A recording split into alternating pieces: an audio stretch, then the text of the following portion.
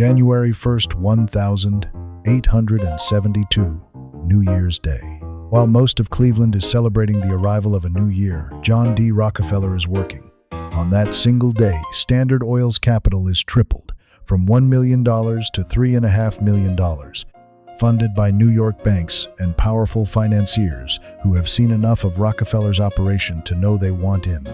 And Rockefeller has a plan for every single dollar of it.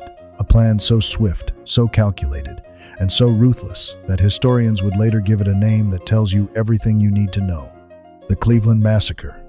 In 6 weeks, just 6 weeks, Rockefeller would eliminate 22 of his 26 competitors in Cleveland. Not with lawyers, not with violence, with a choice. A very simple choice that was really no choice at all. By the end of this episode, you will understand exactly how he did it and why the same strategy is being used by the most powerful companies in the world right now. This is the Rockefeller Code. To understand the Cleveland Massacre, you need to understand what Cleveland looked like in early 1872. The city was flooded with oil refineries. Too many refineries chasing too few customers. Prices had been driven down to almost nothing by the chaos of competition. Most refinery owners were barely surviving financially. At the time, Cleveland was overcrowded with oil refineries, resulting in excess capacity and severely diminished prices. Standard Oil had been the largest refiner in Cleveland and had large cash reserves prior to its acquisitions. That last detail is critical. While his competitors were struggling, Rockefeller had spent years building his reserves, his ledger system, his three-pile discipline, his efficiency obsession.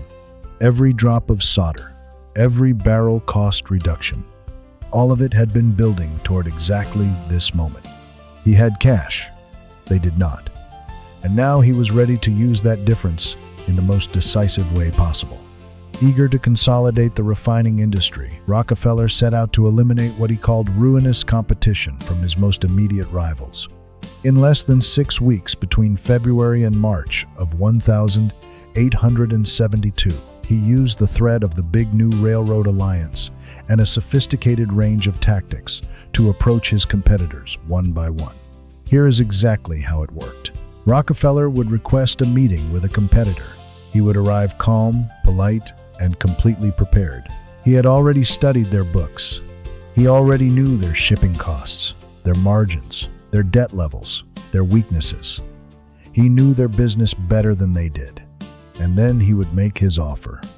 Join Standard Oil and receive a fair price, cash, or Standard Oil stock.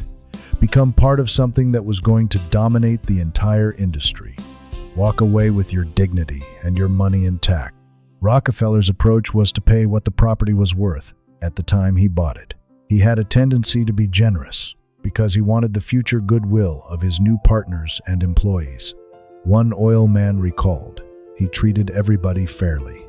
When we sold out, he gave us a fair price." But there was a second part to the offer, unspoken but completely understood by everyone in the room. If you do not sell, Standard Oil's railroad deal means your shipping costs will be double mine. Your prices cannot compete with mine. Your customers will come to me. Your refinery will be worth nothing within months, and I will not be coming back with this offer. Rockefeller presented them with a Hobson's choice: sell their companies to Standard Oil or face financial ruin. 22 out of 26 of Cleveland's refiners chose to sell. 22 out of 26. In 6 weeks, the speed of it was breathtaking. The precision of it was surgical. And the genius of it was that most of the transactions were completely legal. But what about the 4 who said no? Grant Foote and Company was the largest example of a refinery that refused to work with Rockefeller. Its partners refused to sell and competed for a couple more years. But they were crushed. Instead of receiving a buyout in Standard Oil stock, they fell from the heights of Cleveland society into bankruptcy. And here is the detail that makes this story so extraordinary. The owners who sold to Rockefeller and accepted Standard Oil stock instead of cash, many of them became extraordinarily wealthy because Standard Oil stock kept rising for decades. The men who fought Rockefeller lost everything. The men who joined him got rich alongside him. He had structured the offer so that resistance was not just difficult, it was financially catastrophic. And cooperation was not just survival, it was opportunity. While the South Improvement Company dominated the public attention, the Cleveland Massacre went almost unnoticed. The Pennsylvania drillers woke up after their victory and realized to their horror that while they might have saved their right to competition among the refineries, Standard Oil had destroyed them. Rockefeller had executed his plan, while the world was looking somewhere else entirely. The results were immediate and staggering. In less than 6 weeks, Rockefeller acquired 22 of his 26 Cleveland oil refinery competitors. By 1878, Standard Oil was refining 90% of the oil in the United States. From a chaotic, fragmented industry of dozens of competing refineries, to one dominant operation controlling 9 out of every 10 barrels refined in America in 6 years, starting with 6 weeks of precise, calculated acquisition. His 1,872 takeover of competitors was so intimidating. It was recorded as the Cleveland Massacre. Rockefeller's rapid rise made unlikely allies out of his former railroad partners, who then tried to force better rail rates on him. In response, he built a 4,000-mile pipeline delivering his oil from Ohio to Pennsylvania, ending his dependence on the railroads entirely. When the railroads tried to use against him the same leverage he had once used against his competitors, he simply removed them from the equation. He built his own pipeline. They lost 40% of their cargo overnight.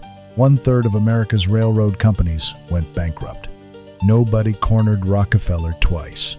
So what is the actual business principle behind the Cleveland Massacre? Because it was not simply aggression. Plenty of aggressive businessmen have destroyed themselves by attacking too hard, too fast. What Rockefeller executed was something far more sophisticated. Business strategists today call it structured consolidation, and it works on 3 precise principles. Principle 1. Make resistance more expensive than cooperation. Rockefeller never needed to threaten anyone explicitly. The math did it for him. With his railroad deal in place, his competitors' shipping costs were simply too high to compete. He did not need to say, "Sell or I will destroy you." The numbers said it for him. The most powerful ultimatums are the ones nobody has to speak out loud. Principle 2. Make the offer genuinely attractive. Rockefeller paid what the property was actually worth and offered Standard Oil stock, which most sellers initially undervalued but which made many of them wealthy over time. He was not trying to steal. He was trying to consolidate. There is an enormous difference. Stealing creates enemies who fight back. Fair acquisition creates partners who work with you. Principle 3. Move faster than anyone expects. 6 weeks, 22 acquisitions. The speed itself was a weapon. Competitors who might have organized resistance, found investors, or mounted a legal challenge simply had no time. By the time anyone understood what was happening, it was already over. This exact strategy is playing out in the business world right now. Amazon entering a new retail category, making resistance so expensive through prime shipping and pricing that independent retailers either partner with Amazon's marketplace or face an existential threat. Meta acquiring Instagram and WhatsApp before they became true competitors, offering attractive prices before resistance could organize. Google acquiring YouTube, Android, and dozens of other platforms through structured consolidation before any of them reached their full competitive potential. In your own career or business, are there partnerships, acquisitions, or consolidations that would make you dramatically stronger while simultaneously removing a competitive threat? Are there people or organizations that would be more valuable alongside you than competing against you? Rockefeller did not ask who he needed to defeat. He asked who he needed to absorb. 22 competitors eliminated in 6 weeks, not one of them destroyed by force. Most of them made wealthy by the transaction. And Rockefeller, in one surgical 6-week operation, transformed from the biggest refiner in Cleveland into the dominant force in American oil. The Cleveland Massacre was not named for the violence it contained. It was named for the speed, the scale, and the completeness of what Rockefeller achieved. When it was over, there was nothing left to compete against. Do not ask who you need to defeat.